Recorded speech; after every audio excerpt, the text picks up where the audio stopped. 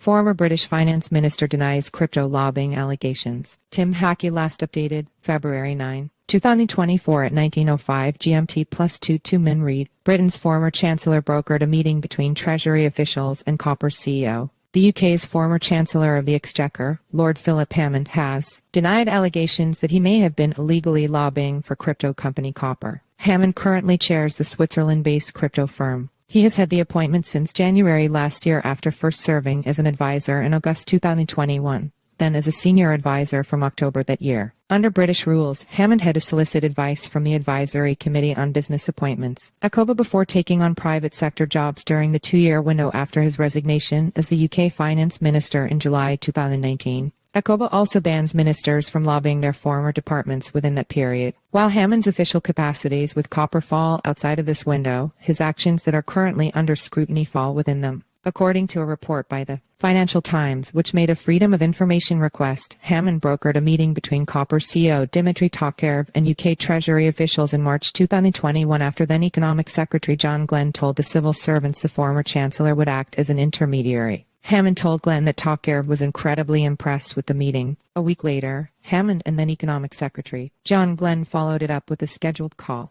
Hammond emphatically denied to the FT that his actions on behalf of Copper constituted lobbying. Neither did he try to influence Glenn to organize a meeting with Copper, he said. Britain's path to regulation. Britain has taken a more welcoming approach to crypto firms than the US, but it still lags behind territories such as the EU, Canada, Singapore, and Abu Dhabi, which have offered more clarity as to what companies can and can't do. At the end of last year, the British government unveiled plans to regulate crypto within the framework governing traditional finance activities. The proposal says that crypto exchanges operating or targeting customers within the territory will require authorization from the Financial Conduct Authority, FCA. The proposal stops short of regulating DeFi. According to responses received in the consultation process, the UK Treasury argues it would be premature and ineffective for the UK to regulate DeFi activities currently. Instead, the government will support efforts at the international level through work at both the FSB and standard-setting bodies to inform a future domestic framework. Former FCA Chair Charles Randall criticized the decision to oversee crypto using existing policies, arguing that the space poses novel risks and requires bespoke legislation.